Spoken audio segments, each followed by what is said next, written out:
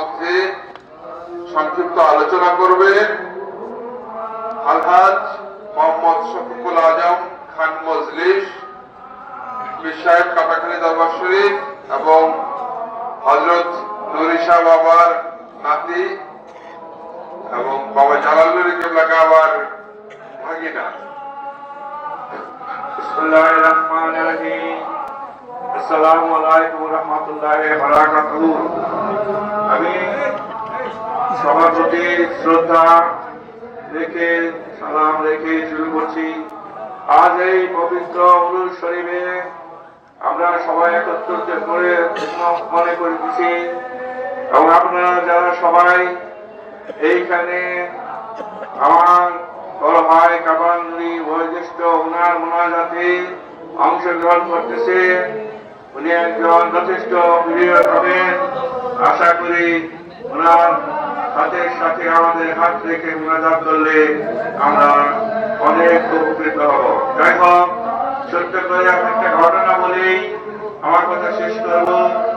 আমি কাটাখালী আমাদের দরবারের উরুস হয় 19 ফাল্গুন। আমার দাদা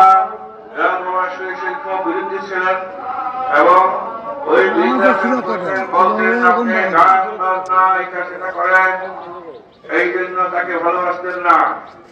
একদিন যখন আমাদের এখানে গেলেন তখন আমাদের নাগর চৌধুরীর বিষয়ের বাড়ির একক ওখানে একজন মৃত মারা গিয়েছিলেন। তখন বাবা সুরেশ্বরী ওই বাড়ির পাশে একটা ফুলের ব্যাপারে ভাবতেছিলেন। তখন উনি ছিলেন মেম্বার, উনি ডাকতেছেন ওই সুরেশ্বরীর পাগলা এসে ডাকতো, ও ওখানে কি করে? তখন ডাকছে বাবা সুরেশ্বরী ওনার সামনে বসে করেন, বলল যে এই তুমি পাগলা এখানে এটা সেটা করো, তুমি ওখানে কি করো? বাবা শরীর চুপচাপ বসেছিলেন। তখন বাবা শরীর বললেন যে বাড়ির ভিতরে কান্নার কিসের আওয়াজ? তখন বললেন আমার শালা মারা গেছে, 2 দিন হলো, ইন্ডিয়া থেকে আসছে, তারা এখন খবর দিবে। তখন বাবা শরীর বললেন যে না, উনি মরে নাই, উনি মেম্বার মানুষ। নিরাশ হয়ে বলেন, এই বাংলা তুমি যে বলো মরে নাই, যদি প্রমাণ হয় যে সে মারা গেছে তাহলে তোমার অবস্থা এখন খুবই খারাপ হয়ে যাবে। তখন বলল, এই যাও তো ভিতর দিকে আসো, সে মারা গেছে কি না, সে যে বলতেছে বাসে আছে দেখো তো একটু। তখন লোক জায়গায় দেখলো ভিতরে মারা গেছে, কোন সারা শব্দ নাই।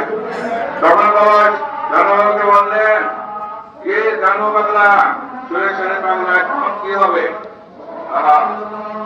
তখন বাবা বললো ঠিক আছে, আপনাদের নামাজের পর ওই রাস্তা আমার পিছিয়ে রেখে দিয়ে। সবাই তাই করলো, নামাজের পর ওই রাত পিছিয়ে রেখে দিলেন। আল্লাহর কি কুদরত, বাবা সুরেশ্বরীর সাথে আল্লাহ কি সম্পর্ক, বাবা সুরেশ্বরীর সাথে কি সম্পর্ক। ওই সম্পর্কের জোরে বাবা জানতে বললাম প্রার্থনায় নামাজের পরে আল্লাহ আমাকে সেই রাত উঠে দিকে ধরা শুরু করলেন। বলেন আলহামদুলিল্লাহ। এই যে বড় মানুষ গান পেল, রাত পেল, তার নাম হল গানচারী। গান দিতে কোথায় কোনো প্রমাণ নাই, কেউ বাদে কিনা জানি না। তখন এই যখন গান পেল তখন আমার দাদা, তিনি ছিলেন বিরুদ্ধ, উনি শুনলেন, এক চলে যায় দেখলেন এই আসলেই পারবে না। এই যে ভাইয়ের উপরে বললেন যে এত হাদিস আমার দাদার কাছে পাশে ছিলেন, এত কিছু করলাম হইল না, কি আছে এর ভিতরে? এই ভাইয়ের উপরে তরিকত ছিলেন। এখন সেই তরিকত 19 ফাল্গুন আমাদের উরুস দিছে। দাদাকে দিয়েছিলেন 19 মাঘ। দাদা বলছেন না, মাঘ মাস নিয়ে আমি তো আপনার এখানে আসতে পারবো না, যদি এই তারিখটা খুব ইম্পর্টেন্ট তারিখ 19 মাঘ, কেউ পায় নাই, আমার দাদাকে দিয়েছিলেন।